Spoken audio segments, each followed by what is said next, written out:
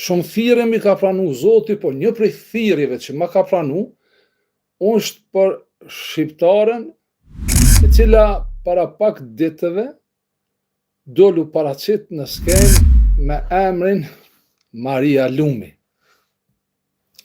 Unë jam ai i cili në korrik, kur filluan ta ofendojnë kosta e hoxhallarëve, Maria Lumin, Merjeme Lumin, Hazreti Merjeme, ta bojkotojnë personën me emrin Merjem Lumi, e cila përpiqet motiko që me i lajru muslimant nga feja Allahu Gjelleshanu. Gjëja se falja e namazit është 3 herë në ditë, gjëja se namazi është dua, dhe gjëja se e ka pa Muhamedin a.s. në ëndër, e i ka thonë që gjerë umetin të prekstit dalaleti, se ato po miren me hadithe, e miren me hadithe ja kanë këthi shpinën Kur'an. Unë jam kon ai i cili e kum përkrah për bindjet dhe për lirinë e saj. Dhe une ju kum tregu juve të gjithëve, kush më ndjek në Facebook, unë e mora dhe e shpërndova.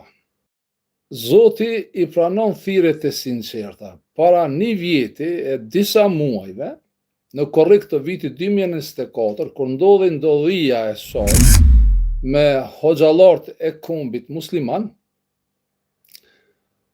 unë e kum bo thirrjen të Zoti im, dëgjoni mirë thirrjen. Zot, pranoma thirrjen e plot.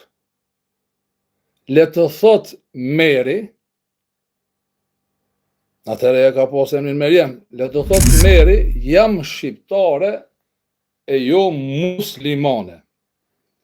Nëse nuk e mbron shteti, e mbrojnë shqiptarët. Përderisa thot jam muslimane, jo vetëm Meri, po çdo Meri tjetër dhe çdo Hasan dhe Hysen tjetër duhet t'i nënshtrohet ligjeve të hoxhallarëve. Wallahi billahi, një person i tillë është më i rrezikshëm se këto.